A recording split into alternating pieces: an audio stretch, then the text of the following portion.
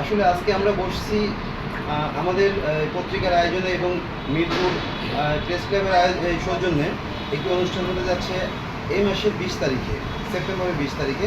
যে প্রোগ্রামটির উদ্দেশ্য হচ্ছে 24 গণ অভ্যুত্থান এবং গণতন্ত্র। তো এই প্রোগ্রামটা সাকসেস করার জন্যই আজকে সবাইকে নিয়ে বসা। তো দেশের সকল প্রান্তের সকল লোকজনকে বলবো যে আপনাদের যেখান থেকে যারা এই আজকের এই লাইভ দেখতেছেন, তারা অবশ্যই আমাদের এই প্রোগ্রামে থাকার চেষ্টা করবেন এবং আমাদের এই প্রোগ্রামে থেকে পরামর্শ দিয়ে প্রোগ্রামকে সাফল্যমণ্ডিত করবেন। আজকের এই